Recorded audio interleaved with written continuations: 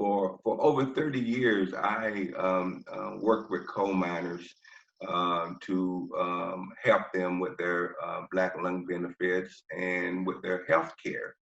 And 99.99% of coal miners in this region are white. But I was very well accepted in this world. If you go throughout the 4 states around here, and even across the country, the western states, you know, they would tell you that Ron Carson is an advocate for coal miners. But in saying that, you know, I sat back and I looked at myself. You know, every day that I walked out this door, I had to put on a different face. And when I say that, I mean, I couldn't really be the Ron Carson that my wife sees or my kids sees or my close friends see. I had to put on a face that I felt that white America wouldn't feel intimidated with. And I think that's a lot of things that Black people, especially in an area that's not diverse that we are living in, we have to adapt to try to fit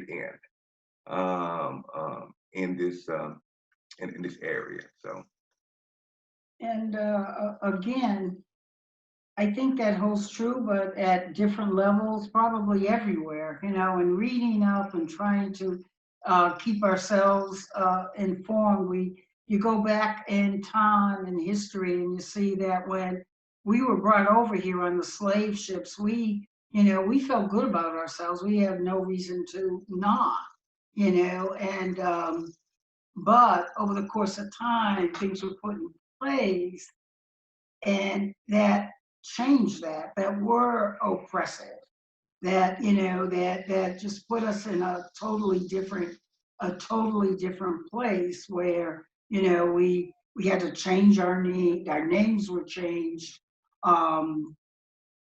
We were not made to feel good about the color of our skin. We were not made to feel good about the texture of our hair. I mean, these are all oppressive things that we have, that no matter what you think, they take their toll on you over a course of time. And I remember when I was a little kid, us saying, sticks and stones may break my bones, but names will never hurt me. Well, they do. I think we've come to that realization that we can be scarred by some of those things. So when we look at the cultural center and the fact that, and we didn't mention that we did have Trayvon and people that are affiliated with other groups throughout the region, in the Bristol area, Johnson City, and we had them here. We were careful about our distancing and our masks and everything, but we had them here. And just to set the tone so that our young Black people could get that feel and the sense of who they are. And I think the role of the cultural center becomes even more and more important so that our young people can see that they develop a sense of worth and self-value that historically we've been stripped of, you know, and getting back to that place.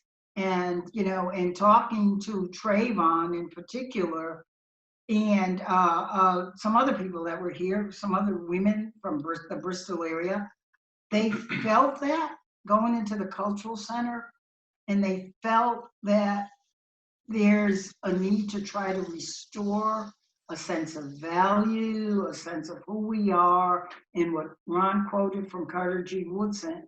So I think in the work that we do in order to try to empower Black people in our local communities, we've got to work on that. We've got to work on that to try to get rid of this sense of hopelessness, this sense of I can't. And I think about how we raised our kids. We always, and I don't think we're any different than most Black families, we raise our kids to understand that, what it's like out there and how you have to be better than, and you've got to put on that face that Ron talked about. And that's not real. We've got to be able to instill in our young people the importance of their identity and being proud of who they are.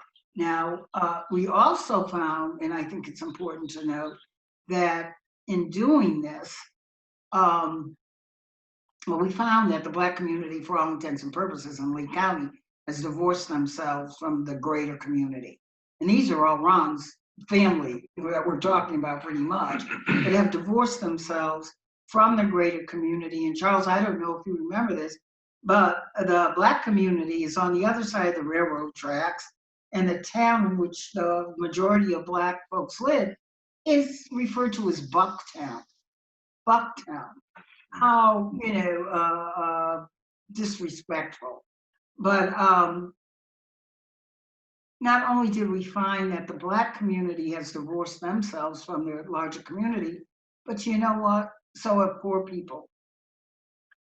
When I look at people, or when we look at people in the town of St. Charles, for example, in the coal camps, it's kind of the same thing. Where they have divorced themselves, and then makes you think back to Dr. Martin Luther King, and when his whole being was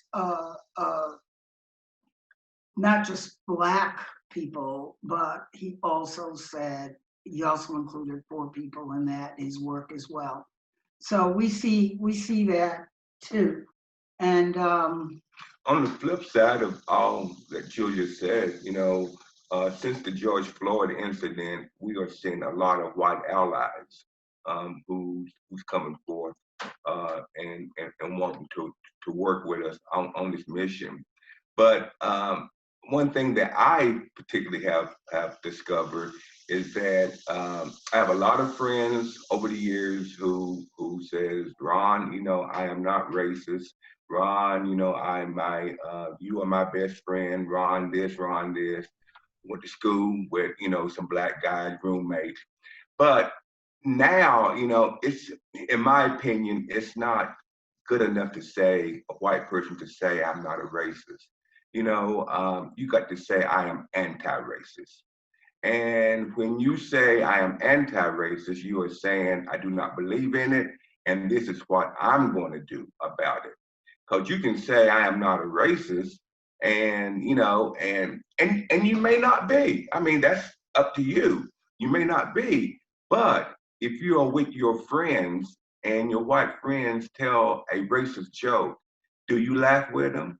Or do you don't say nothing? If you say nothing, that's just as bad as laughing with them. You are condoning it.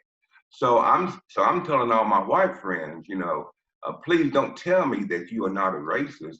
I want to hear that you are anti-racist, and this is what I'm doing about it. And we also believe that you have to meet people where they're at. This is all conditioning on both sides when we talk about oppression and when we talk about white privilege. It's conditioning. It's conditioning by our society. So we have to meet people where they're at. But for us right now, the emphasis has got to be placed on empowering the Black community and building Black leadership and talking to people. All too often we think we have all the answers in any kind of situation. We sit down at a table and a few of us and talk about what the issues are and that kind of thing. But it's important that we get out and talk to the community and find out from the community what they see as issues and challenges, and just start bringing people together with like concerns, like issues, all in an attempt to start building some Black leadership. And that spoke volumes to us that we don't have that leadership, and for a lot of different reasons and for a lot of deep rooted reasons. So, our goal is to try to do what we can do to build leadership, to bring young people into the fold. And because I am a firm believer that what we're seeing today is very different than what this issue looked like 6 months ago. I think it's being addressed in a different way. I think we being us, and but particularly younger people, can do this, can change this and change it. And we have to have, it's got to be sustainable also, because a lot of things we do is just like putting on Band-Aids and they just go away.